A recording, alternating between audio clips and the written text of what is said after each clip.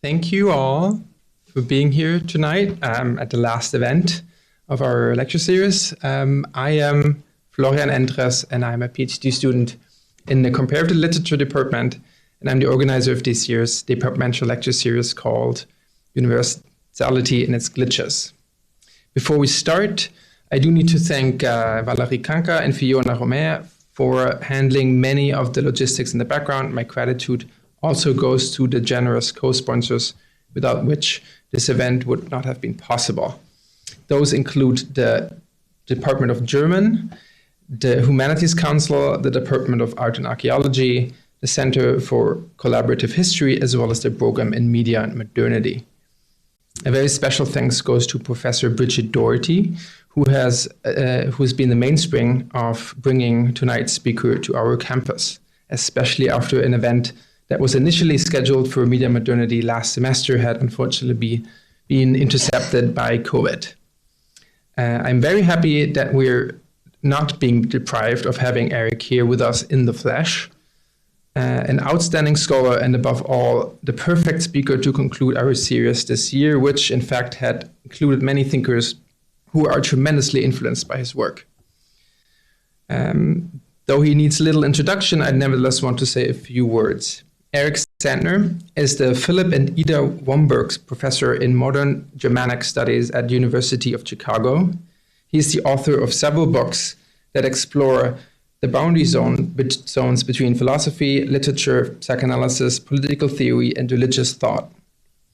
Among those publications are On Creaturely Life, Rilke Benjamin Sebald from 2006, The Weight of All Flesh, on the subject matter of political economy from 2016, and Sovereignty, Inc., 3 Inquiries in Politics and Enjoyment with Wilhelm Mazzarella and Aaron Schuster in 2020. All those wonderful writings combine a profound philosophical orientation with a poetic mode of thinking that is expressed in the evocative list of authors that Eric has been engaging with. Franz Kafka, Rainer Maria Rilke, Daniel Paul Schreber, Franz Rosenzweig, Walter Benjamin, W.G. Sebald, among others. Many may know that what has crystallized as a central point in Eric Santner's thinking, the notion of the flesh, the bodily dimension of an undead symbolic life, a strange semiosoma surplus, a peculiar and irreducible byproduct of the symbolic that is, however, not itself symbolic. The close entanglement of this odd carnal dimension operative in modern society and politics is the object of investigation in his highly influential book, The Role Remains, The People's Two Bodies and the Endgame of Sovereignty from 2011. Eric's newest publication, Untying Things Together, Philosophy, Literature, and a Life in Theory from 2022, offers both an intellectual history of major theoretical paradigms as well as an argument about the enjoyment operative in critical thinking as such, or what has been named theory since the 1960s, all while tracking his own relationship with these traditions. To quote Hal Foster's praise of the book's genre-initiating character, "Is there such a thing as auto-theory? There is now." Eric's thought-provoking scholarship is accompanied by a generosity that showed itself in his class visit in Professor Doherty's seminar last fall, where he shared and discussed his newest work on caninical theory, an evocative new reading of Kafka's short story, Researches of a Dog. I'm certain I'm not only speaking for myself when I say that his work has an enormous power to inspire a refreshed and unorthodox engagement with psychoanalysis, literature, and art, an example of which is the symposium on psychoanalysis that just took place here in Princeton last Saturday, an outcome of Professor Doherty's extremely productive class, where many presenters from across a variety of fields were influenced by Eric's thought-provoking writing, including myself. Before we begin, I shall point to another indication of our speaker's highly influential work. The Hochschule für Philosophie in München will host an entire symposium on the philosophy of Eric Santner in early May, titled Die Last allen Fleisches im Zeitalter der Immanenz, which also includes a keynote by Mladen Dolar, who presented in our series last November. The lecture that Eric will present to us in Princeton today is titled Negative Anthropology, Shakespeare, Sophocles, Freud. As per usual, there will be a Q&A after the talk, but now please join me in welcoming Erik Santner.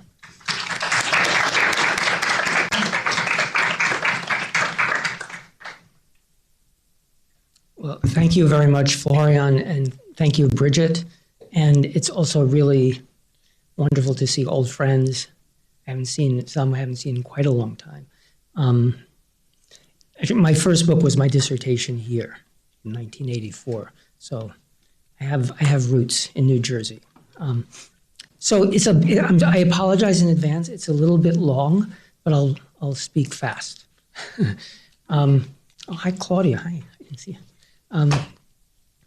Okay, an epigraph to just give you a little taste of what I mean by negative theology. In his Man Without Qualities, Robert Musil has the character Clarissa comment on a debate between her husband Walter and Ulrich, the man without qualities, about the relation between art and life. And yet, Clarissa remarks, it seems very important to me that there's something impossible in every one of us. It explains so many things. While I was listening to you both, it seemed to me that if we could be cut open, our entire life might look like a ring, just something that goes around something. She had already early on pulled off her wedding ring, and now she peered through it at the lamplit wall. There's nothing inside, and yet it looks as though that were precisely what matters most. So in this recent book, Untying Things Together, I returned to Shakespeare's Richard II, a play Ernst Kantorowicz had used to flesh out his theory of the surplus flesh of royal bodies, the political theological fiction of the king's two bodies. Kantorowicz refers to the play, Richard II, as the tragedy of the king's two bodies. Even though Kantorowicz offers an historically and philologically rich and detailed account of this political theological figure, he argues that Shakespeare made manifest the complex semiotic and somatic complexity of the royal personage without the need of, quote, the subtleties of legal speech, and this is Kantorowicz, since such a vision would arise very naturally from a purely human stratum. Though interesting and important, the historical and philological labor of establishing the bard's knowledge of and reception of legal debates is not crucial, Kantorowicz goes on, since the image of the twin nature of a king, or even of man in general, was mostly Shakespeare's own and proper vision. Finally, again Kantorowicz, if that curious image, which from modern constitutional thought has vanished all but completely, still has a very real and human meaning today, this is largely due to Shakespeare. It is he who has eternalized the metaphor. What takes center stage in the tragedy is the undoing of Richard's majesty, a rite of degradation in which the being of the king cascades, and as Kantorowicz puts it, from kingship to kingship's name, and from the name to the naked misery of man. As Richard himself puts it, I have no name, no title, and know not what name to call myself.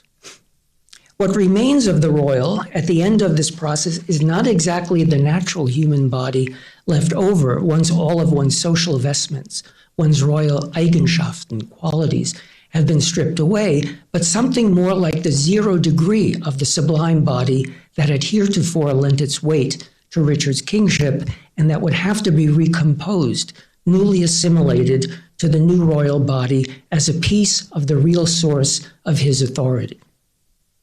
When I returned to the play, I found myself drawn to a scene that Kantorowicz had not discussed in his book, one in which we find, I think, a key to the dimension opened by this tragedy of the king's two bodies. It is a dimension that Walter Benjamin, who would devote one of his major works to the suffering sovereigns of Baroque theater, referred to apropos of Hölderlin's translation of Oedipus Rex and Antigone, quote, the bottomless depths of language. His own language points back, as Benjamin's own language points back to the final verses of Hölderlin's poem Hyperion's Song of Fate, and points forward to the tragic cascading rhythm of Richard's demise. This is Benjamin. Hölderlin's translations of Sophocles were his last work. Actually, they weren't his last work. Hölderlin's translation of Sophocles were his last work. In them, meaning plunges from abyss to abyss until it becomes lost in the bottomless depths of language.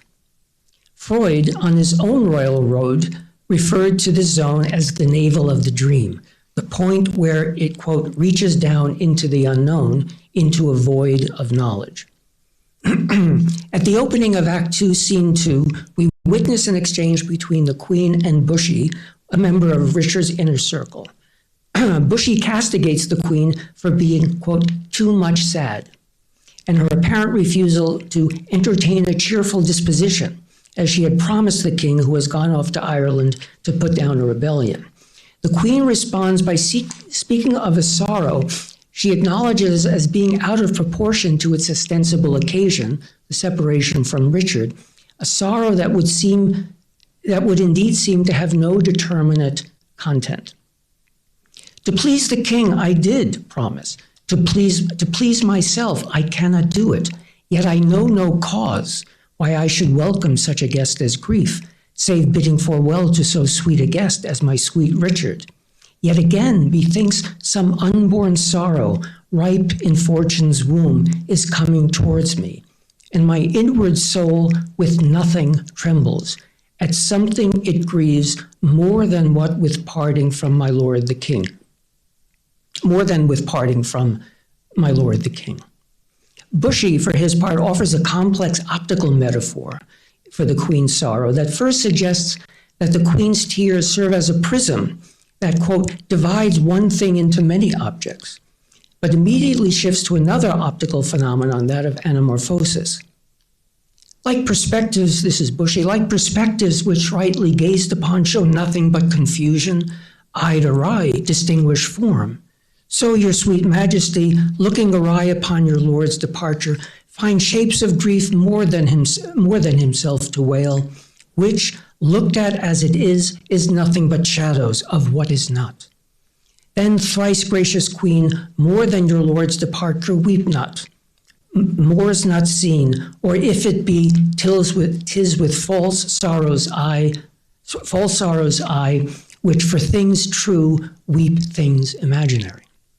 The Queen nonetheless insists on the truth of her sorrow, even if it appears to be a response to nothing, though a nothing with a certain density and weight. I cannot but be sad, so heavy sad, as though on thinking on no thought, I think, makes me with heavy nothing faint and shrink.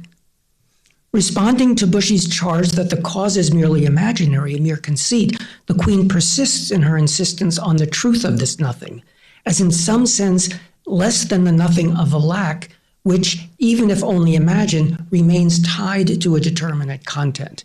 So this will be kind of the leitmotif of a lack without a determinate content, a loss without a determinate content. This is again the Queen, 'tis nothing less. Conceit is still derived from some forefather grief. Mine is not so, for nothing hath begot my something grief. Or something hath the nothing that I grieve. 'Tis in reversion that I do possess, but what it is, that is not yet known, what I cannot name. 'Tis nameless woe I wot. So there's some kind of a nameless loss. Though it could be certainly argued, as the metaphor of possession in reversion suggests, that the Queen's grief is to be understood as a premonition of Richard's coming deposition, that the symptom of disproportionate sorrow, of being too much sad, does have a determinate content, one that will very soon be known to all. And yet Bushy's own use of the metaphor of anamorphosis would seem to support the Queen's sense that a more radical kind of nullity is at stake. When she, as it were, looks directly at her lord's departure, and there sees what Bushy characterizes as nothing but confusion, she indeed sees something real, sees something of the nothing that occasions her nameless woe and takes on imaginary forms when looked at awry. Now, recalling Jonathan Lear's commentary on the Fort Da game, a sort of Trauerspiel in miniature, discussed by Freud in Beyond the Pleasure Principle, The queen would seem to be insisting on an unnameable disturbance or tear in the fabric of being rather than some determinate loss, some forefather grief. In his commentary, Lear emphasizes that in the child's mastery of the potentially traumatic experience of his mother's absence by way of the invention of a cultural form, here a rather minimal language game played with a single prop, the Fort Da game, something goes missing that cannot be properly called a loss.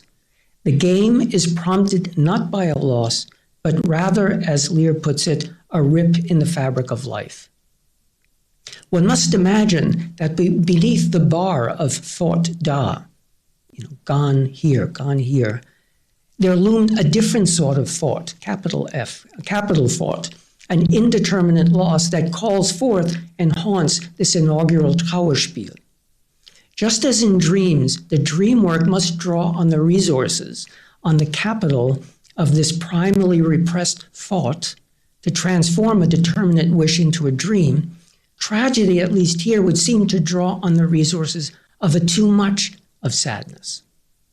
Just as Einstein's theories had predicted the existence of black holes, his contemporary Freud had discovered something comparable in the psychic life of human beings, a too much of nothing that curves the space of human existence. Richard himself evokes this nothing, this indeterminate thought, to which his own being is faithfully drawn in his famous speech upon landing on the Welsh coast and hearing of Bolingbroke's victories and growing power.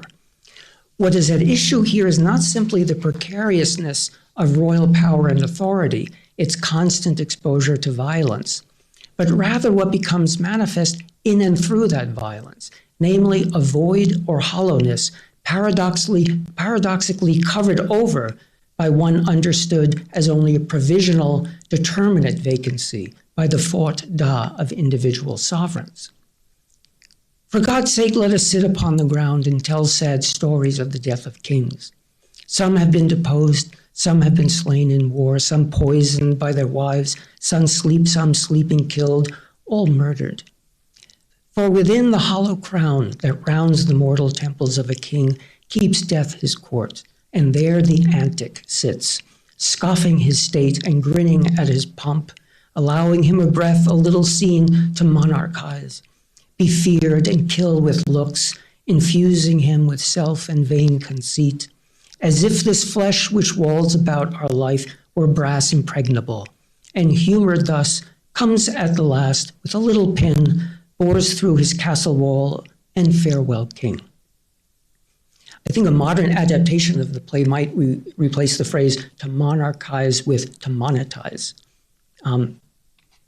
Slavoj Žižek's remarks on the play take the doctrine of the king's two bodies as his point of reference and underline the paradox touched upon earlier, namely that Richard's deposition, his being stripped of the symbolic trappings of his office, leaves behind not merely his human body, a new body natural, as Kantorovich puts it, such that he would now be able to live as a common human being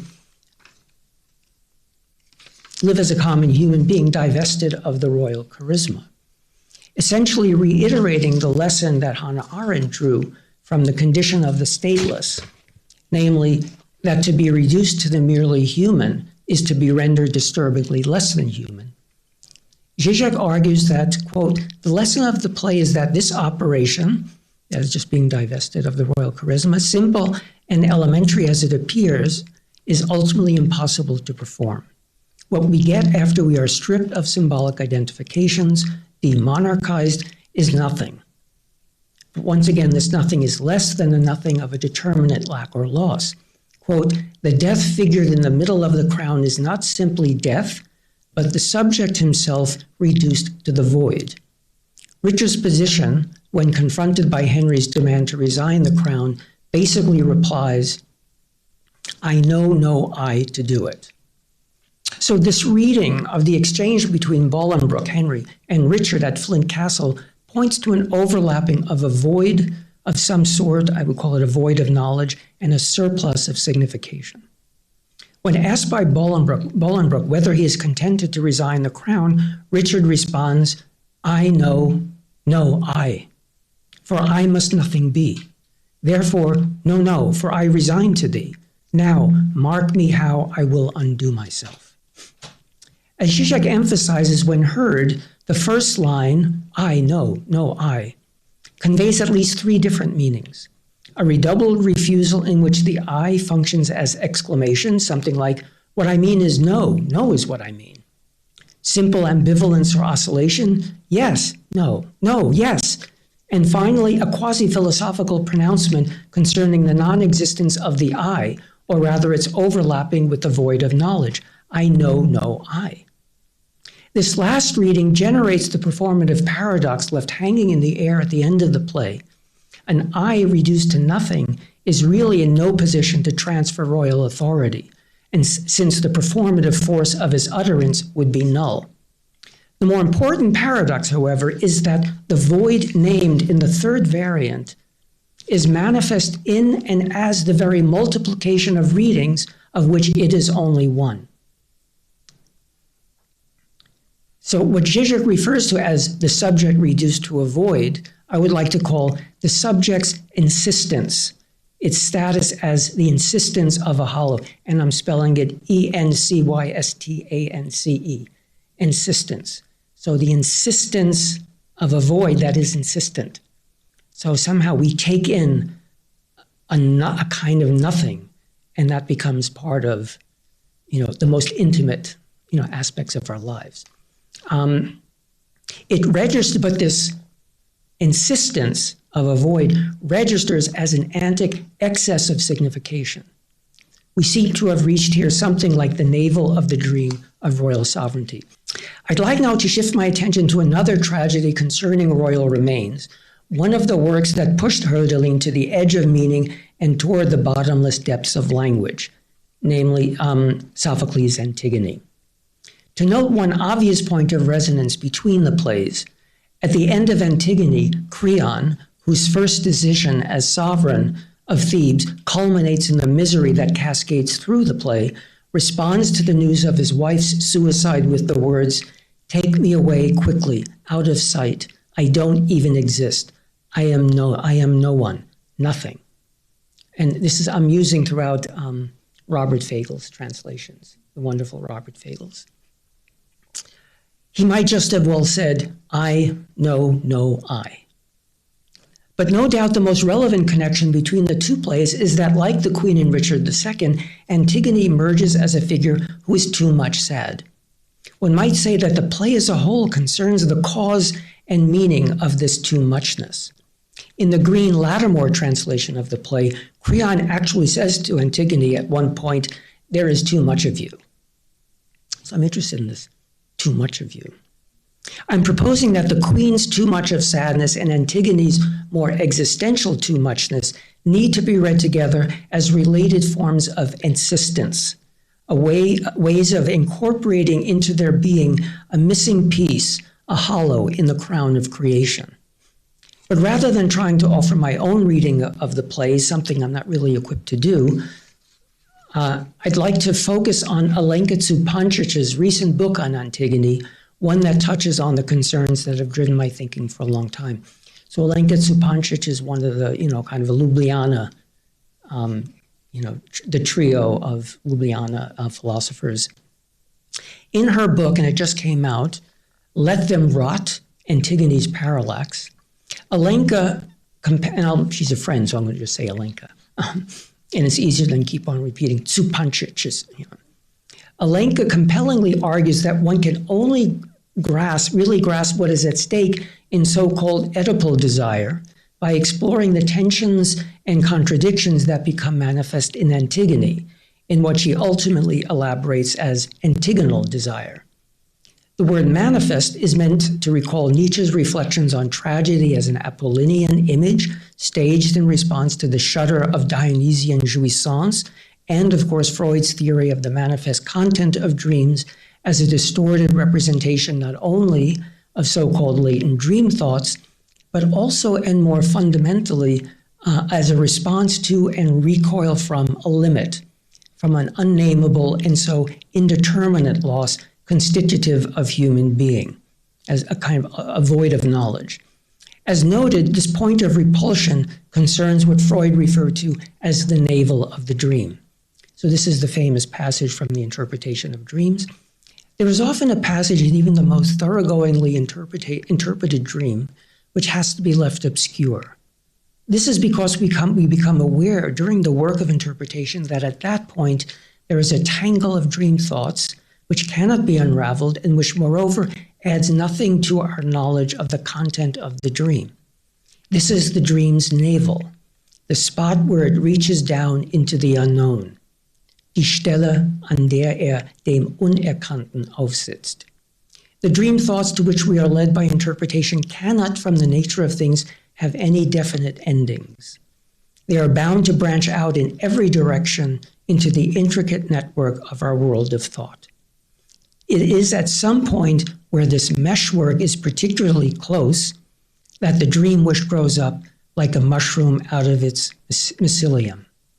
And I think this description of the navel of the dream and the dense web and the unfinished endings, connecting it to the epigraph that I used from The Man Without Qualities, I think that's kind of a key to, the structure of the novel and why it can end.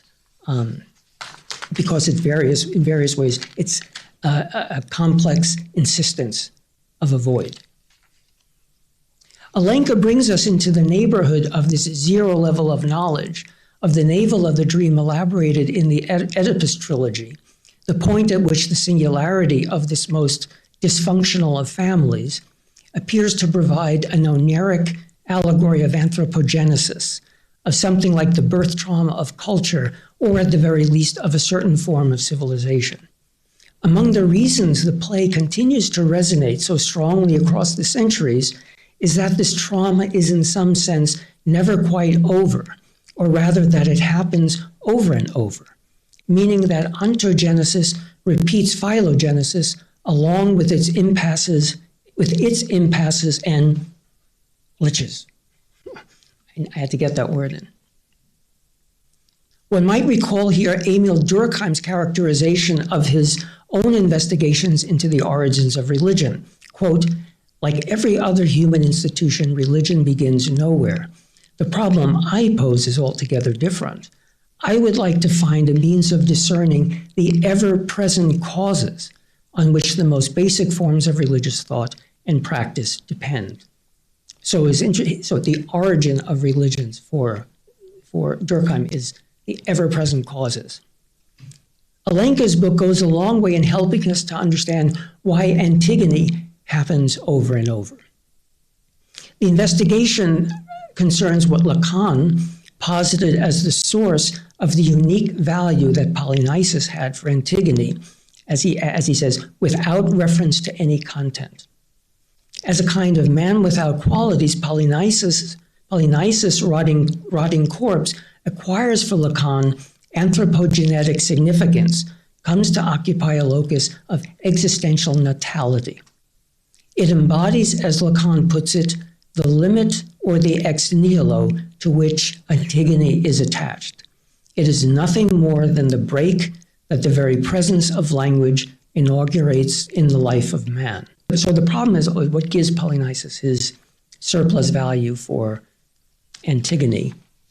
And here the claim is that it's connected to a void. His body is linked to a void. The tragedy of the original Oedipal family thereby comes into a focus as a kind of post-traumatic stress disorder imminent to the human condition, that is, to human being as conditioned, as bedingt. To be bedingt, this is the German word for condition, means, however, not only that we are all marked by, thrown into a dense network of biological, historical, cultural conditions, determinations, dependencies, it also means that we find ourselves bearing the weight of something we can neither know nor ever quite unknow. From this perspective, human life can be seen to be permeated by a kind of metaphysical urgency, a demand to be finally unburdened of the weight of this thing, to be unbedingt. This urgency can assume various forms: spiritual, political, philosophical, and, as Freud argued throughout his life, sexual. Indeed, I would argue that psychoanalysis itself is born with the insight that metaphysics enters human life in and through the body, more specifically through the sexuation of the body. Freud's discovery was that the body is the locus of pulsive theorizations, of elemental questions and enigmas. Incest, the crime at the heart of the Theban plays, is surely one of the guises in which the impossibility of the unconditioned life appears as merely prohibited.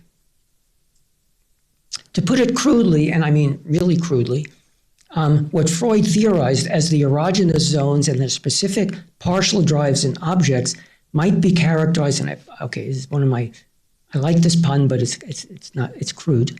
Might be, so Freud, the partial drives in objects might be characterized as so many sphinxters, right? Sphinxters. The points at which our embodied being answers to a demand to work over and over fundamental riddles and enigmas.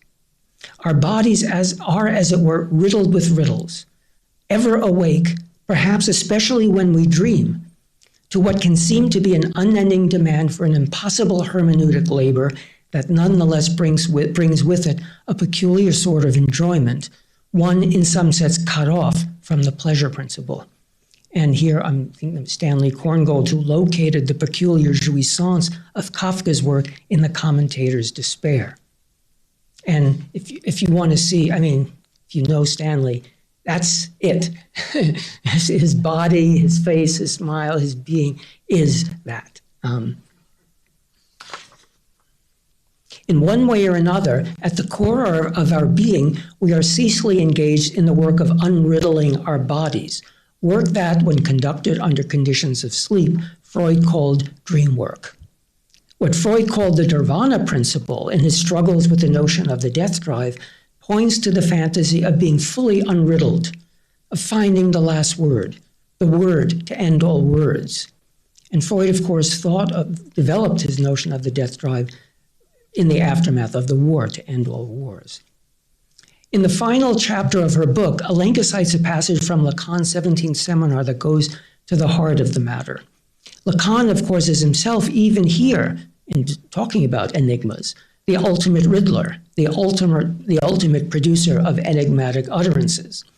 One might say that while John Laplanche's writings on enigmatic signifiers are rather straightforward, Lacan's style, and both in writing and in seminars, was that of assuming the place of the ultimate sphinxter, which has, of course, left many frustrated readers thinking he often just talks out of his ass. That's a joke. You could enjoy that. He's a sphinxter.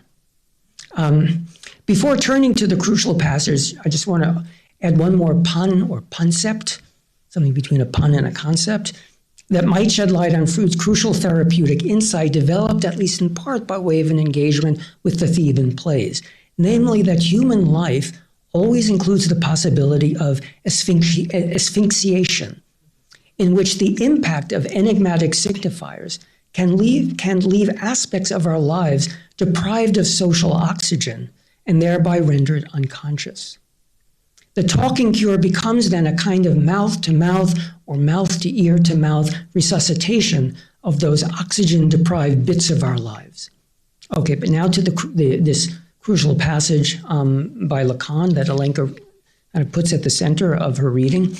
If I insisted at length on the difference between the level of utterance, énonciation, and the statement, énoncé, it was so that the function of the enigma would make sense. An enigma is mostly like that, an utterance. I charge you with the task of making it into a statement. Sort that out as best you can. Oedipus did, and you will bear the consequences. That is what is at issue in an enigma. The Theban plays are themselves, of course, riddled not only with riddles, that of the Sphinx being the most prominent one, but with an entire series of speech acts that get under the skin and pose fateful challenges to their addressees: oracle, prophecies, royal edicts, rumors, curses. We might even say that what drives the destinies of the key figures of the trilogy, what accounts for their Triebschicksale, is that they all suffer from having been overcharged with and by fateful utterances. It's as if in each one a voice murmured, "Wait a minute, I think you, the gods, society, my parents, I think you overcharged me." At least part of our unconscious life, our libidinal economy, is forever caught up in the debt drive generated by these surplus charges. So we're always in arrears. The utterance I'd like to focus on here is the one that inaugurates all the action of the play, namely Creon's infamous edict that prohibits the burial and mourning of Polynices, that suspends his right to have rights, right, funeral rights. With the edict, Creon consolidates his authority by reestablishing the coordinates of the friend-enemy, philos-echthros distinction, the gesture that, as Carl Schmitt argued, first establishes the very space of politics. At the start of the play, we find ourselves in the immediate aftermath of the siege of Thebes by an Argive army raised by Polynices to claim the Theban throne, denied to him by his brother Eteocles. Both brothers are dead after hand-to-hand combat. These events have generated an impasse. The friend of Thebes, Polynices, has become traitor and enemy, and thus, according to the practices of Periclean Athens, should be buried in a pit outside the city walls or cast into the sea. As Antigone puts it in the opening dialogue with her sister Ismene, the doom reserved for enemies marches on the ones we love the most. More precisely, as various commentators have convincingly argued, Creon's treatment of Polynices as a traitor and enemy is consonant with his allegiance to the principles of an emergent democratic form of life, one in which the Homeric tradition of mourning and lamentation, that typically included calls for vengeance, focused on individual heroes, and these lamentations were typically performed by women, was being displaced by democratic practices and attitudes in which what mattered most was the contribution of the dead to the glory of the polis.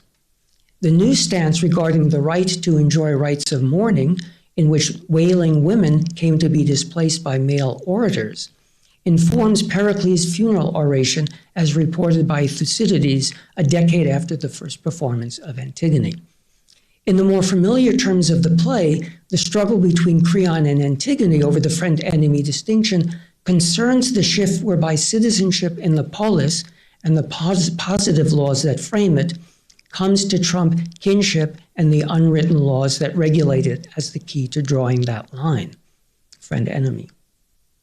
As Creon puts it in his Ship of State speech that introduces him to the audience, quote, "And whoever places a friend above the good of his own country, he is nothing."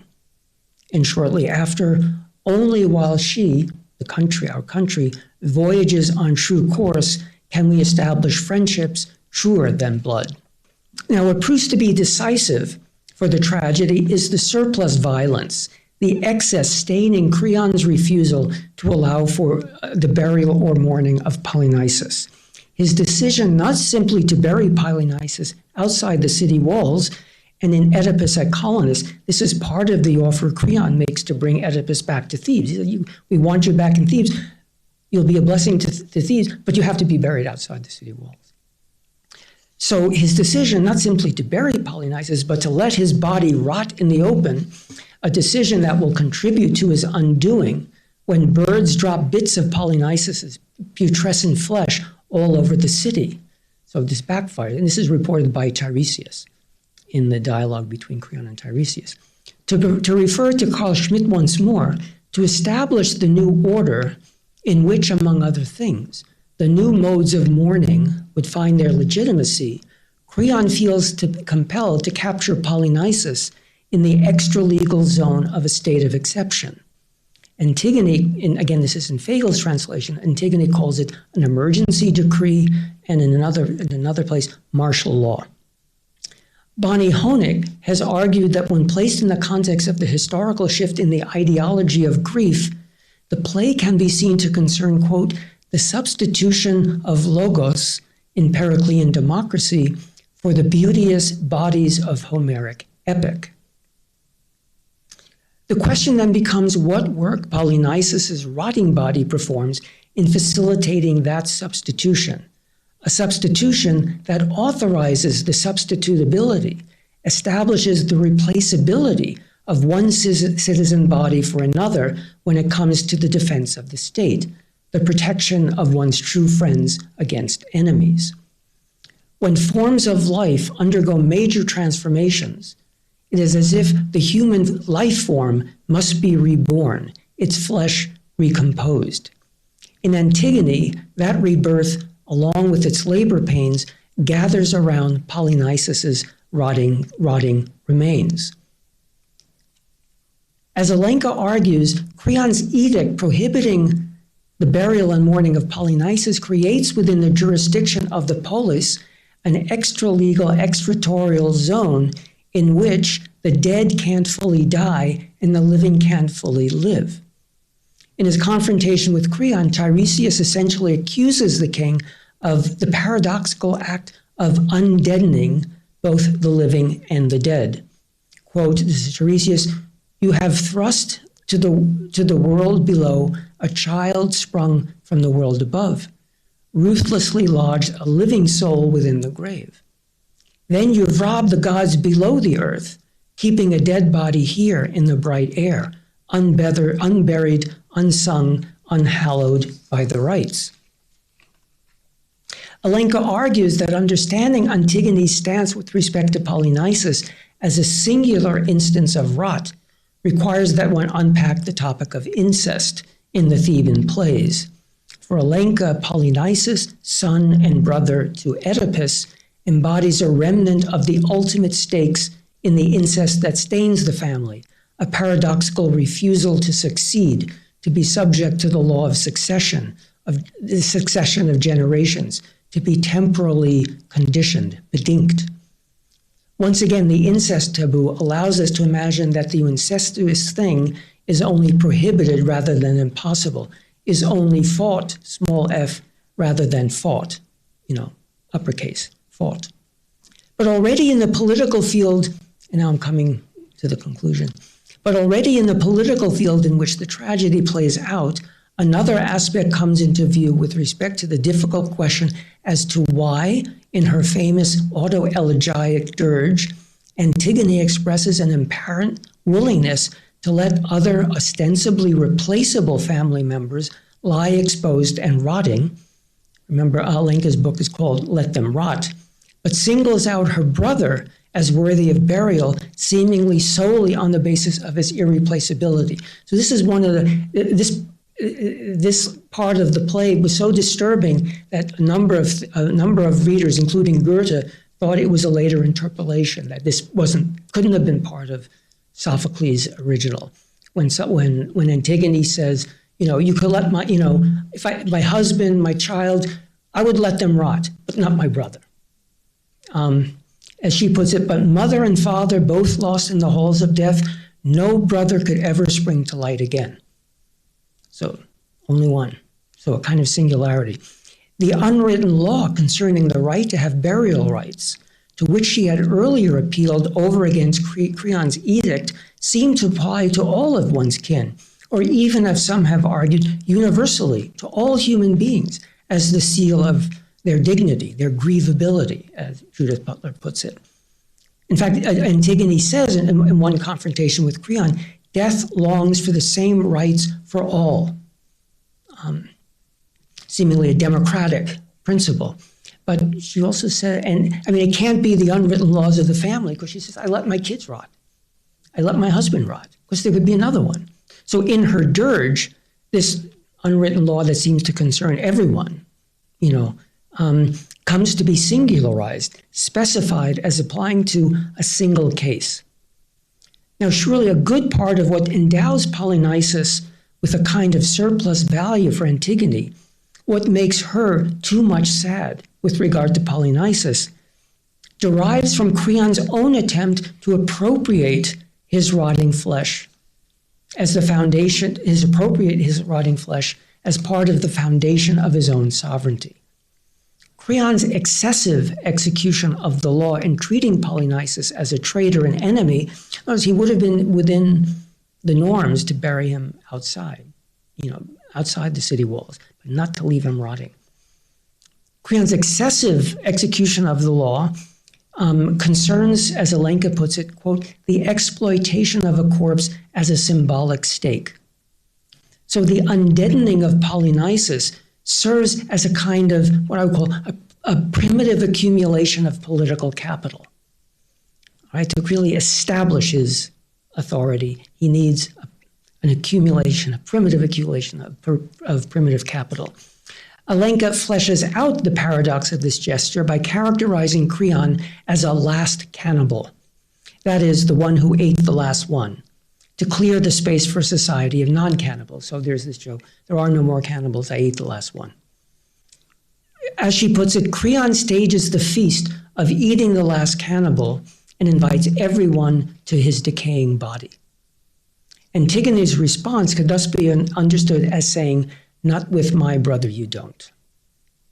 The famous appeal to unwritten laws might thus be better understood as a strike against Creon's attempt to underwrite his authority with Polynices' rotting body. It is an act meant to interrupt the feast, interrupt this feast of the last cannibal. And here I want to recall that Walter Benjamin saw the general strike as a means of interrupting the eternally recurring feast day that had absorbed everyday life in a capitalism that had become religion. One might say that Antigone insists on a void that Creon had tried to cover with her brother's remains, a void that, in its metaphysical urgency, surely resonates with the subject matter of incest. Call this the fundamental antagonism of the play, a singular display, one with a proper name, of a structural antagonism with universal import. So I'd say the antagonism is sort of the convergence of something universal and something with a proper name. Though she doesn't put it this way, 2.5 pages. Though she doesn't put it this way, with her analysis of the paradox of the last cannibal and the notion of undeadness, Alenka has made, I think, a significant contribution to the theory of sovereignty and of its historical mutations, one that adds a new dimension to the historicization of modes of power elaborated by Foucault. Foucault, one will recall, characterized classical sovereignty as the power over life and death. Modern biopolitical sovereignty, he argued, involves a new relation to death and to life, one that seeks above all to administer, manage, and optimize life. What Alenka proposes is a different sort or a different perspective on power, one that is focused neither on the threat of death nor on the optimization of life, but rather on the control over the dimension between two deaths, over the uncanny, enigmatic state of undeadness. So there's something that doesn't fit into Foucault's two, understandings of the function of power from the classical age to the modern age. Speaking of the harsh punishment assigned to Antigone, that of being forced to live her own death, Alenka writes that, quote, not only Polynices, but Antigone also will not get a proper burial. She will be walled up in a tomb. This event becomes the central image of the play, this impossible place, this non-place between two deaths, one that eventually claims Creon himself. There are clearly many parallels between Alenka's reading of Creon's effort to usurp the dimension between two deaths and Giorgio Agamben's theorization of the zone of the homo sacer, the figure caught in the state of exception, an outside or beyond of law included within the law. Call it, with a nod to Freud, the beyond of the legal principle, the principle dedicated to social homeostasis by regulating the balance between the faute da of injury and repair. In his book, The State of Exception, Agamben discusses a Roman institution that he refers to as the archetype of the modern Ausnahmezustand, state of exception, that of the justitium. The term refers to a suspension or standstill of the law that could be declared by the Senate in the face of an emergency that threatened the Republic, a foreign war, insurrection, or civil war. Quote, The term implied a suspension not simply of the administration of justice, but of the law as such. As Agamben puts it, this paradoxical institution consisted, quote, solely in the production of a juridical void. He characterizes this void, quote, as a zone of anomie, in which all legal determinations, above all, the very distinction between public and private, are deactivated. For Agamben, the ultimate stakes of politics and of all political theories of state power and sovereignty concerns the struggle over this zone, what Alenka calls this non-place of undeadness. This space devoid of law seems for some reason to be so essential to the juridical order that it must seek in every way to assure itself a relation with it, as if in order to ground itself, the juridical order necessarily had to maintain itself in relation with an anomie. Is it pronounced anomie or anomie?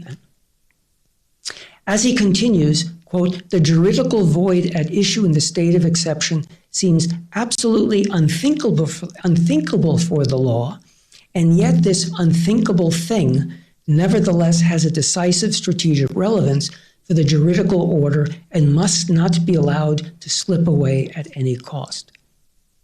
Agamben goes on to use a term elaborated in late 19th and early 20th century anthropology and religious studies, mana, that was later subjected to a famous critique by Claude Lévi-Strauss. Quote, it is as if the suspension of law freed a force or a mystical element, a sort of legal mana, that both the ruling power and its adversaries, the constituted power as well as the constituent power, seek to appropriate. Now, the chapter that follows the discussion of justitium stages in Agamben's book, stages an agon between Carl Schmitt and Walter Benjamin that Agamben entitles Gigantomachy concerning a void. What Agamben is after in this mise-en-scène of a gigantomachy, the struggle of giants, is very close to the way in which Alenka lays out the stakes of the struggle between Creon and Antigone. As Agamben puts it, quote, the dispute takes place in a zone of anomie that, on the one hand, must be maintained in relation to the law at all costs, and on the other, must be just as implacably released and freed from this relation. That is to say, at issue in the anomic zone is the relation between violence and law, in the last analysis, the status of violence as a cipher for human action. And this is still Agamben, while Schmitt attempts every time to reinscribe violence within a juridical context, Benjamin responds to this gesture by seeking every time to assure it, as pure violence, an existence outside the law. So to put it in the language of the play, the antagonistic appeal to unwritten laws might be better understood as a demand to unwrite that inscription, the attempt to inscribe this anomie into the law. It represents an effort to interrupt Creon's primitive accumulation of the mana extracted from Polynices's undead flesh, to separate it out.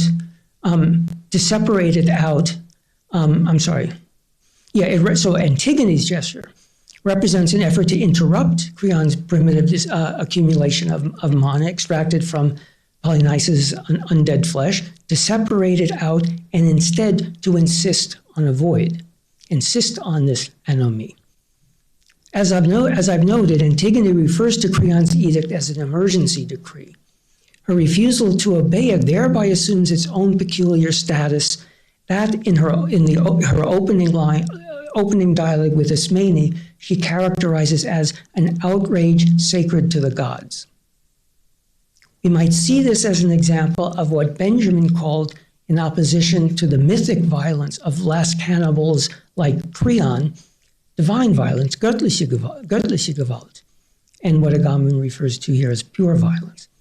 A bit later in the dialogue, Antigone, underlining the nature of her front to majesty, tells Ismene to leave me to my own absurdity. Okay, other translations are bad judgment, my rash act, my foolish plan. Hölderlin translates meinen irren Rat. but I like to my own absurdity. To use a formulation coined by Paul Celan, she opposes to the majesty of kingship, one constituted by an excess of force of law over rule of law, the majesty of the absurd that could perhaps be reduced to one statement. And this is so Antigone said, I insist. Thank you.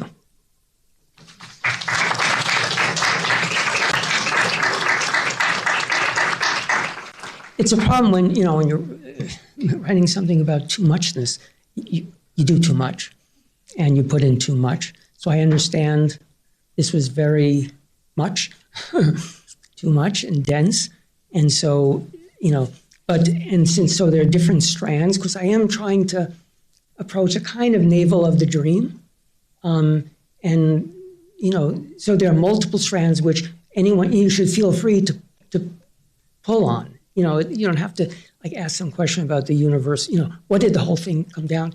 Just bits, and they all somehow lead back to the navel. That's, So, if anyone has, any simple questions, challenges, anything, just please, feel comfortable. We're among friends here. I know it's hard. I mean, it's like, where do you start? It's a lot. But basically, I can tell you that I'm trying to go back to, maybe I could put it this way. I think part of authority, political authority, has in some way includes the gesture by political authority to grab our sphincters. So when Trump said, I could grab women by their genitals, it turned out he was grabbing at a lot of people's sphincters. So yes, that's an answer. I feel unriddled. And so in a certain sense, it's almost, I think, so what Freud was analyzing as this erotic energy, libido, circulating through the body, concentrated in these zones, by way of, becoming a sexual human being. That stuff is the stuff, the libidinal stuff, that then is appropriated,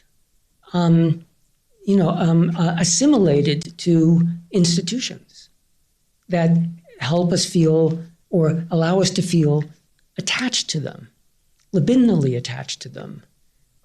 Yes, that's me. And you find your being in it. You enjoy it. And so so a part of what I'm trying to do, I think in everything that I do, is trying to, establish, correlations between, the study of the unconscious, so the Freudian, field to, theories of sovereignty. That is, like the king's two bodies. How is the second body, that Kantorovich theorized in his book, related to, in a way, the surplus libido, that excess of energy that Freud called the drives. So it's somehow how it's an old project. How do you treat Freud as a social thinker? And this is one effort. Yeah. Thank you. That was fascinating and very thought-provoking. I was especially interested in the use of that passage from Book 7 of the Interpretation of Dreams about the navel of the dream. Oh, the navel, yeah. Because, in many points, it's a passage that points to the limits of the theory that Freud is trying to present in the book, to the theory of interpretation. And, he writes these hundreds of pages on how to interpret dreams, what are the techniques for interpreting dreams, examples of, and then that passage basically points to what cannot be interpreted, to the limits of the own method and the own book that Freud is writing. But it's also a passage that seems to point to the theory of philogenesis. The idea of that navel of the dream is that goes into this dark zone that cannot be interpreted. But the metaphor of the navel seems to imply that actually connects the individual to previous generations, and it just keeps going further into the past, into this dark zone that cannot be interpreted, even though I want to say it's like what Durkheim said. It's a past that keeps on happening. Yes, but my question was, do you think, because part of the way that I could read the way you were putting these elements together is if one follows that umbilical cord, that belly button of the dream, phylogenetically, going back in the generations, one would eventually get to Sophocles and to Antigone. With the idea that this is already in that dark void of the unconscious, theorized by Freud. So do you think would that be a way of putting together the different references? I guess part of what I'm trying to argue is that the navel of it's not that the key to the navel, what the meaning of the navel of the dream is finally found in Sophocles, but that the problem is already in Sophocles. That is this limit to interpretation that nonetheless makes interpretation, that commands us to interpret, and in a way makes interpretation compelling. So there's something, there's a stake in interpretation that is constantly elaborating a limit to its own interpretation. And that's why Freud, wrote that footnote in 1925, where he talks about the dream work. And he says, look, it was really hard to get people to understand that there's a difference between the manifest content of a dream and the latent dream thoughts, what the dream is about. And they said, but now analysts have gotten too comfortable in that. And they think that by getting to the latent dream thoughts, they've done the work. And he said, no, the essence of the dream is dream work. What the elaboration of the form of the dream. So there's a kind of work. It's what is being elaborated in the work. And I want to say it's to some extent a little bit like what Clarissa says in The Man Without Qualities, something that goes around something, but there's nothing inside. There's a kind of hollow. And yet it looks as though that were precisely what matters most. So somehow it's like an infinitesimal calculus, getting closer to some, zero. But that zero is only available in an excess of signification. It's not like you could just go, aha, stare at the nothing. You could say that would be the mystical, and there is that dimension in Man Without Qualities. But I think that, for Freud, and it's you only in a way make contact with that in an excess of, basically in too much language, too many threads. So there's a too muchness that registers a kind of, a kind of void, this void of knowledge. But it insists, the dream insists the void of knowledge. That's what dream work is, the insistence of that. And so I think that I would say, I see Antigone not so much as sort of the origin, but a place, a site in which Freud studied, the way Durkheim said, something that the ever-present cause, the ever-present cause of our, the disturbances to our psychic and social life. So the way that, just as Durkheim went to, studied, ethnographic material, gathered from, about Australian clans, he wasn't interested in Australian clans. He was interested in the ever-present cause of religious, of religious phenomena. And Freud, too, he's not doing philology or even, interpretation exactly. He's trying to, come up against in these plays, an ever-present cause has been elaborated in something that, then becomes a resource for thinking of this over and over and over again. So that's why there are always Antigones, as George Steiner said. So there's, yeah, I mean, I'm just now repeating, saying something over and over. And yet that's kind of, in a certain sense, it's kind of the problem. How you say something over and over in a new way that makes the over and over, come alive and allows us to, kind of be creative with it rather than, just feeling compelled by it. So, yeah, I don't know that I answered your question.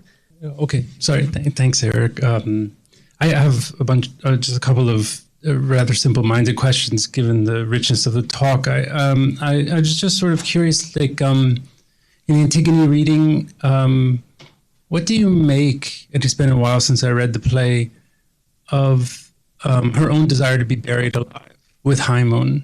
I think it's the name. Well, Haimon. her own desire to be buried. Haimon breaks in. She's buried alive without Haimon. But Haimon then, goes to find her, and then she's already hung herself. And then he tries to kill his father and doesn't succeed, and then kills himself.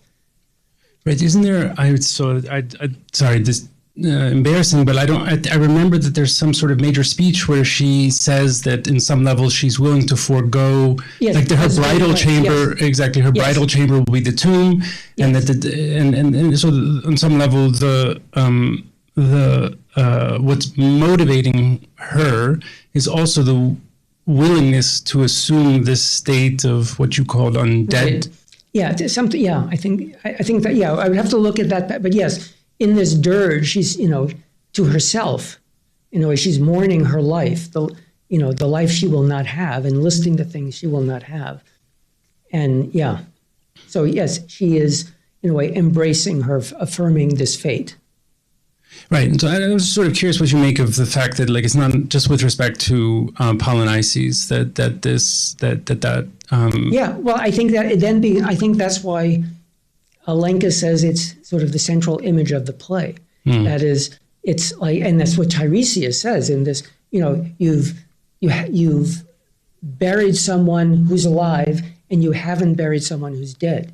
Yeah. And so they're seen. They're placed in a kind of symmetry. Right. Exactly. So it then seems to be that this strange state, of not being quite alive, not being, Polynices is dead, but he hasn't been mourned. So in a way, his death is unfinished. Yeah. So Polynices. Something persists for Polynices, and for Antigone, she's been excluded from, the zone of the symbolic. She's been banned, but she's still alive. Right. So there are these two kinds of, being, in a way, still there, when you shouldn't be. So undead. So I think it just emphasizes, underlines that strange state of not being quite alive, not being quite dead. Okay, so that's the stakes. So that's what I'm saying, that, in a certain sense, Creon is trying to, in a way, he doesn't bury, he forbids the burying of Polynices, and he orders Antigone into the tomb, alive, with food. Yeah, right. Right. So I found it super fascinating when you amongst your many, I have to say, your linguistic art was on full display this evening, and it was wonderful. And amongst the many, sort of neologisms that you introduced this evening was I don't know if it's a neologism, perhaps not, was the debt drive. And on some level, I was sort of curious, like, death drive, and its relationship to the pleasure principle and all of that. Like, to what extent, how seriously do you mean that? On some level, Antigone is built around the idea of this symbolic reversal. Like, she actually wants to bury Polynices, and she's willing to accept the state of undeadness upon herself in order to demonstrate Creon's corruption. Right, in the after 7 against Thebes, and the goal is to actually say that the irresolution of the symbolic order, right, by not burying Polynices, I'm willing to demonstrate by means of the most extreme example the fact that, like, this, and also because it's also to do with a certain like female transgression, one should also say, right? Like this is a moment of, her appearing publicly in a way that's completely unacceptable by means but of again, it's unacceptable. I mean, it's unacceptable according to the new norms of mourning. right. So, in other words, it's a kind of a more traditional, Homeric mode of, female lamentation, including a call for vengeance. When the Sentry reports to Creon that he saw Antigone, doing libations and throwing dust, sand on him, Right. she was wailing, keening, and cursing, all who led to this. So it's a kind of more, it's one kind of mourning that is being displaced by another kind of mourning where it's about you're replaceable. Right. It's basically your service to the state, your body. And, in Pericles, in the funeral oration, he actually says to you mothers who have lost sons, if you're still of childbearing age, you should have others. Replace them. Replace the dead, produce more. So in a way, that's the new logic of replaceability. And Antigone specifically insists on irreplaceability. So there is something almost like traditional, not just transgressive only now in this new context, but but it wasn't in a certain sense. Yeah, that seemed.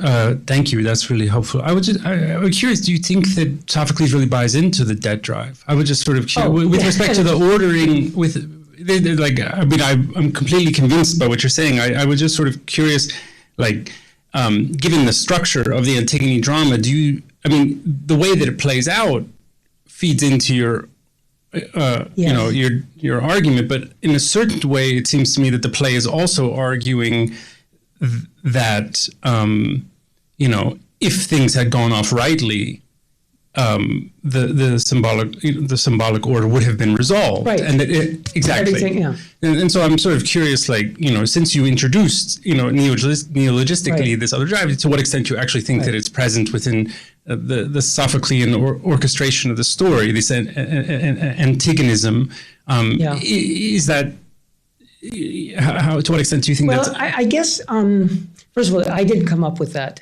Debt drive is my friend Aaron Schuster, with whom I co-authored this book on Sovereignty Inc. It was his neologism. But the way I'm understanding the debt drive is, the death drive, the link to the debt drive is Freud called the drive eine Arbeitsanforderung, a demand for work. And what is the work? And my argument is it's a work of paying off the overcharges. And we're always overcharged because in a certain sense, there's always a debt in the foundation. There's something missing that has to be covered. And in a sense, like covering a debt, and covered over. And so there's some sense in which societies live off of, the channeling of the debt drive. And I think that also works at the level of individual psychic life. That in a certain sense, you've taken in these things not working in your world, first in the family, then more broadly. And basically the problem of being a child is that you insist these debts or these gaps, these things not missing, as an actual debt that can be repaid. And it's your job to do it. And that's the Arbeitsanforderung. That's the demand for work. That's what, to some extent, that's what drives you, produces your Triebschicksal, your drive destiny. And so the question is how to Freud, I think, was basically trying to intervene in a way, saying there's something there that can't be paid off.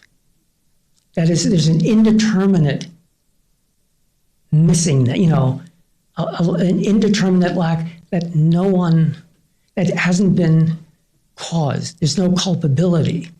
But it seems impossible for us to elaborate that a kind of what seems to be a loss that's not, for which no one is culpable. So in a way, the problem is, how does guilt, Schuld, the problem of guilt and debt, and the pressure to make good on it. And, in a certain sense, one could do that, I think, creatively, and one could do it also that could also become your misery, a curse. That, to some extent, it's just think of, I can't stop working. Well, what are you working on? You're finished. Be happy. Look what you did. You wrote a book. No. It's not it. It's not it. And so and everyone knows that feeling. But I want to say this feeling has a kind of depth. It's like you could get to the navel through that feeling. And I think I'm trying to say that is, there's a form of that played out in Antigone. And I'm not saying that I don't know if it makes sense to use the term debt drive, but there is, I don't know if with respect to Antigone, but I think it's a helpful concept to think about what's driving the characters, what is driving the action. In other words, one could give or even like in Richard II, one could give determinate causes for everything, for the Queen's grief. But she keeps on saying, no, there's a nameless woe I wot. There's a kind of, and I want to say that it's not simply this faute da of sovereigns. Okay, it's Richard's time, now it's not Richard's time. Richard will be displaced, now it's Henry. I want to say it's like in those switches, the fault, the big not there, the big missing link, the big, what Freud says, where our cultural life, the faute da of kings, touches on something, a void of something fundamentally, unknown. And we're constantly trying to convert that faute into faute da, payable. Okay, injury repair. Okay, Frauke, Yeah, okay. So first, thanks for the wonderful and dense talk, and I'm not sure if I really understood. No. Okay. What always kind of disturbs me in all theoretically interested readings of Antigone seems to be the desire for principles, right? So Hegel starts with a philosophical principle, and then Cecilia Sjöholm and Alenka Zupančič now with psychoanalytical principles in the steps of Lacan. So for me, there always seems something very practical in Antigone. So the imperative, let them rot, right? It has it's a real practical logic. She's sitting there and saying, okay, they can all rot except for the brother, but, letting them rot seems to be related to the practices of mourning and grieving. And so I'm asking whether that could have a political dimension which is rooted in practices. So not in concepts, yet in practices. That would be my question. And so I don't mean Butler's political interpretation of Antigone's claim. That seems to me quite an instrumentalization, right? That's not what I'm looking for, but more for something like an political ethics rooted in practices. I mean, just assuming that, I don't know if you feel like I feel, but I think to sit there in your grave and considering who could rot and who not has something pretty much down to earth, basically. It seems practical, motivated. Down under the earth. Well, yes, that would be then the consequence. But it's less it's less a philosophical question than a practical question rooted in mourning and grieving practices. Yeah, but I guess I'm just trying to say, like, I mean, in a certain sense, I think it's kind of enigmatic why we bury. Mourning is it's a very peculiar thing. Can be very loud. What? Can be loud too. It can be what? Loud. Yeah. Oh, yeah. In fact, that's what Antigone was doing. Exactly. Yeah. She was wailing and keening, and that's not the way you do it anymore. I mentioned Bonnie Honig. She has a great book called Antigone Interrupted.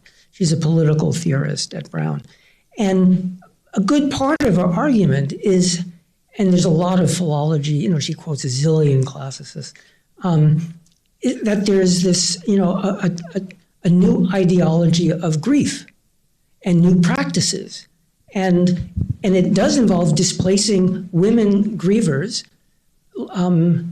by male orators who represent the new meaning of mourning the dead as involving their sacrifice to the polis, the glory of the city, the immortal city, rather than individual heroes whose singularity, particularity is mourned in the lament, the loud wailing lament.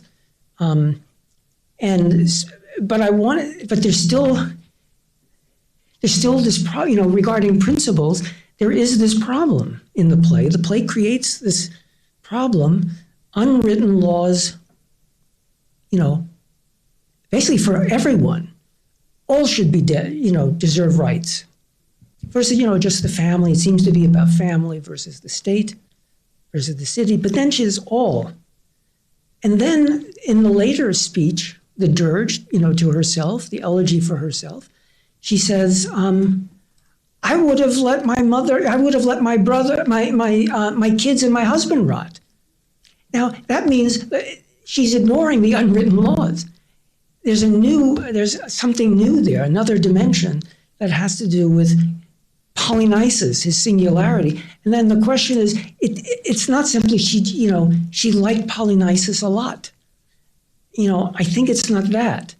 So the question is, what are the stakes, in treating that body, and Creon letting it exposed, leaving it out exposed, to birds and dogs,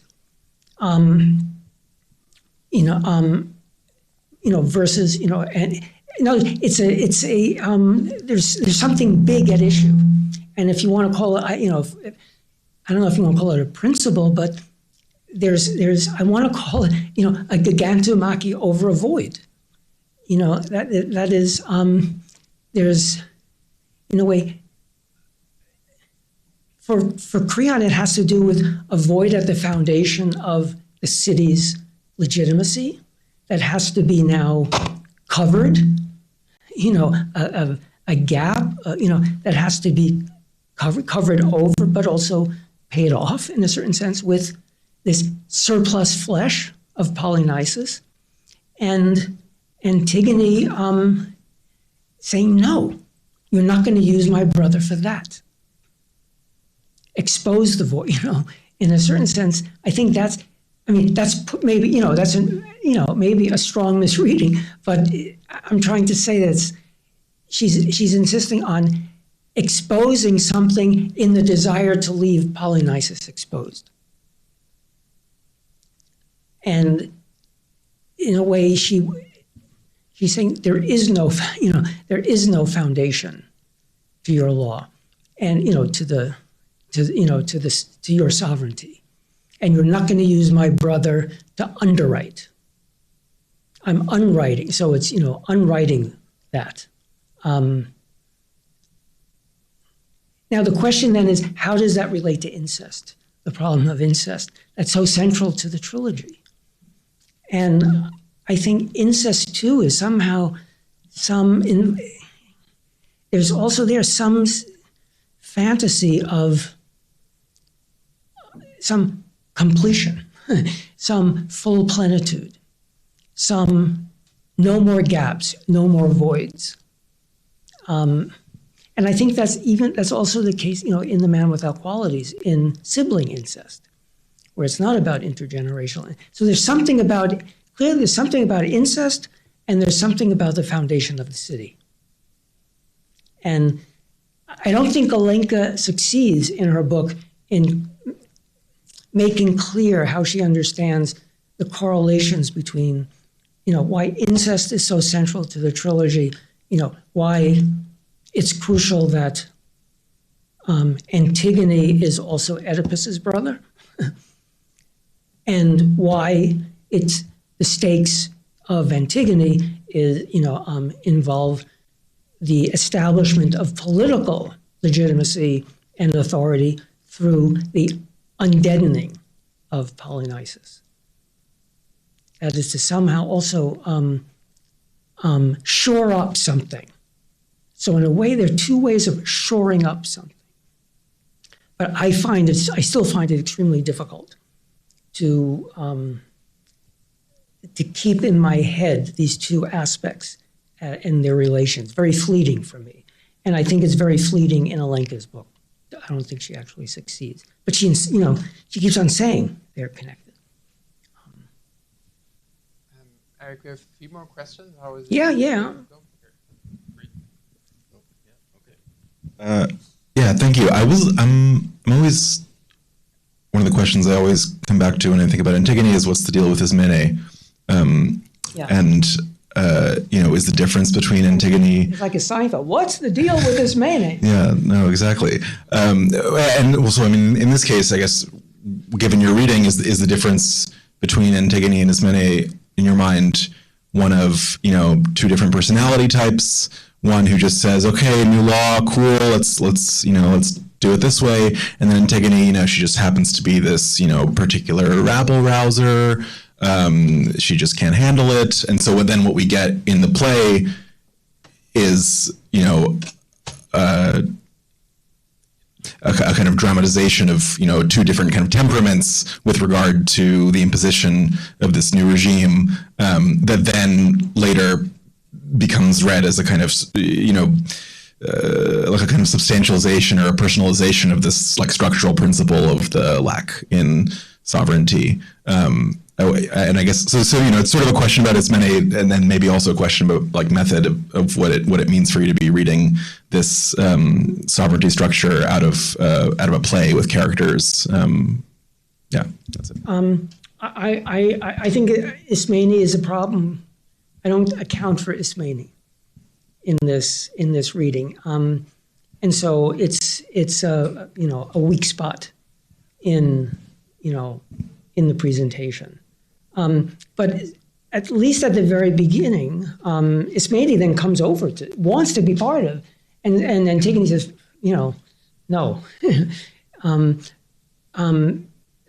But at the beginning, it's, no, we are women, we can't challenge the city. And Antigone says no to that. So there is some aspect in which there is a kind of struggle over, or, a difference in the understanding of, of woman's place, and Antigone's refusal to accept, what, in a certain sense, a patriarchal political economy. But beyond that, Bonnie Honig has a lot to say about their relationship. I don't remember exactly, the details of her argument. But yeah, what, do you have thoughts? No, it's, I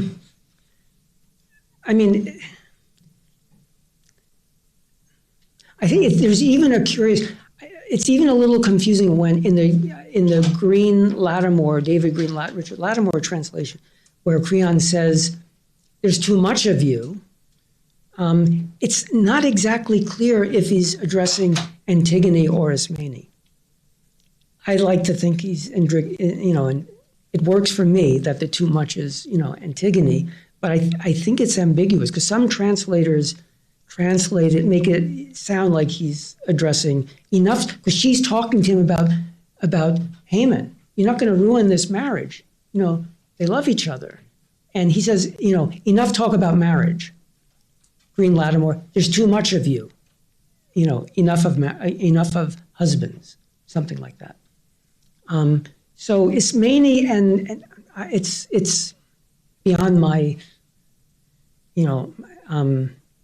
I haven't thought it through, but I think it's a really good question, and sort of the question of of Ismene's struggle to actually establish solidarity with Antigone, her refusal of it, and that goes back to Joel's question about her, in a way, almost saying, "Do it, bury me," So there's,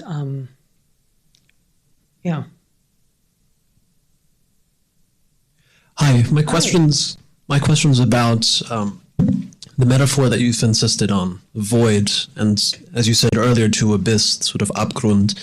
The basic way to put it is, the abyss, the void, where is it? Is it everywhere? Is it nowhere? Is it in the direction that is let us go down from the dream navel into the unconscious? Or is it the mycelium that just goes in all directions? And I'll make this specific with reference to the passages that you've quoted. So, for example, Antigone in her self-elegy is not just saying, I'm going to be dead, I'm going to go into the ground. She is calling the ground, oh, to my bridal bed, my house, my prison, cut in the hollow rock, my everlasting watch.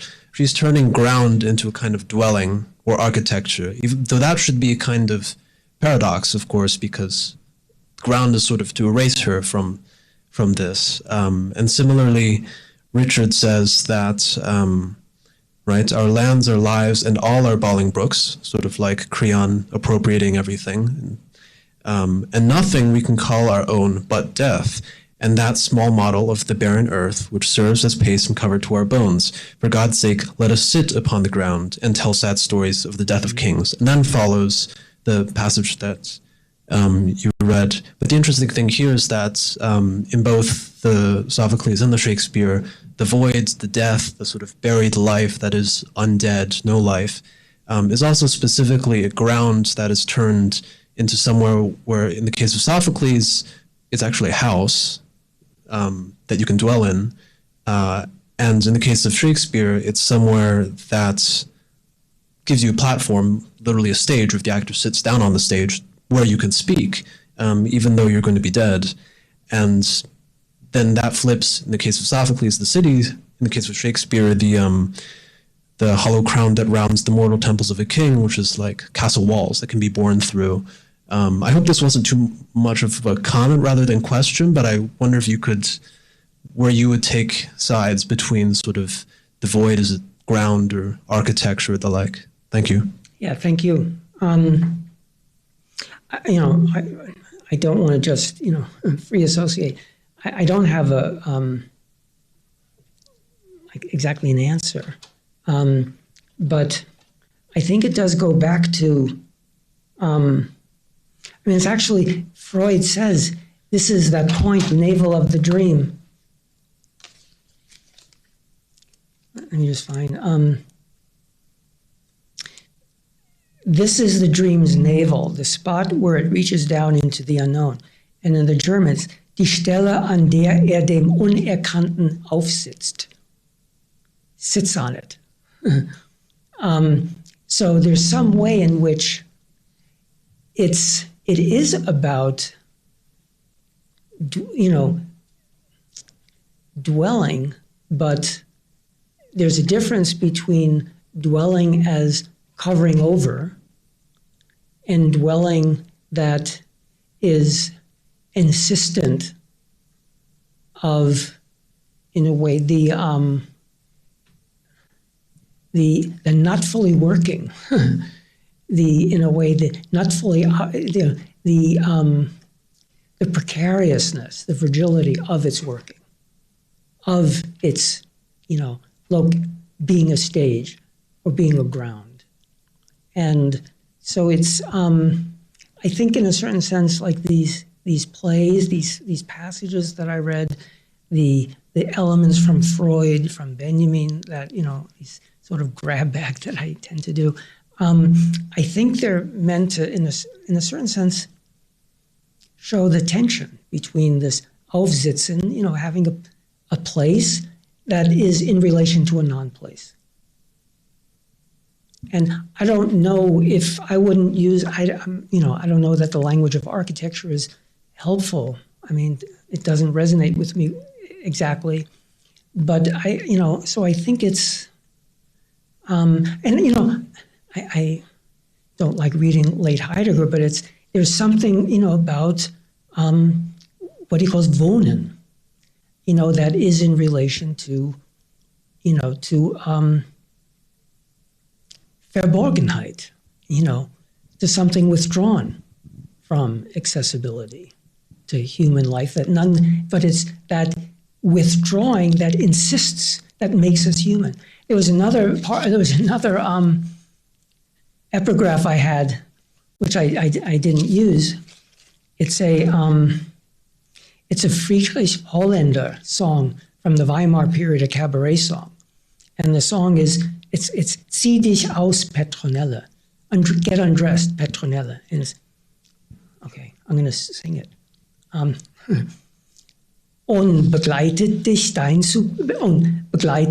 nach dein Souper, dein Armband in die Wohnung, hüllte dich ein bei Eis und Schnee und innerst mit zarter Schonung stehst du vor ihm so bloß und blass, mit ohne was,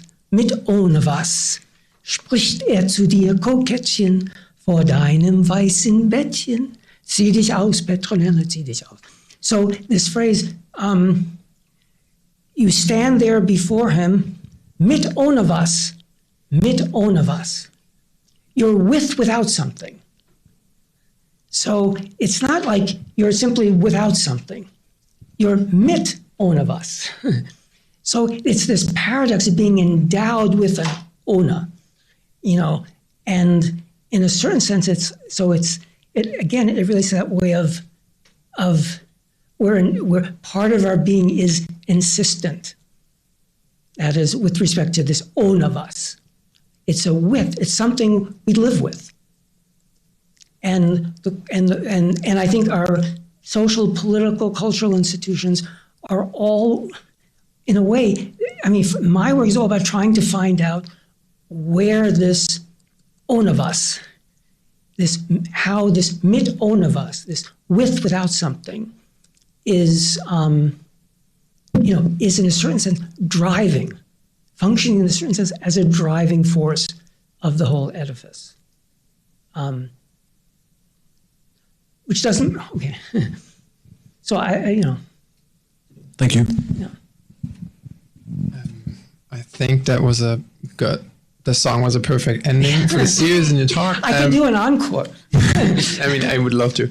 But thank you so much for doing this, Eric, and thank you all for coming. Thank you.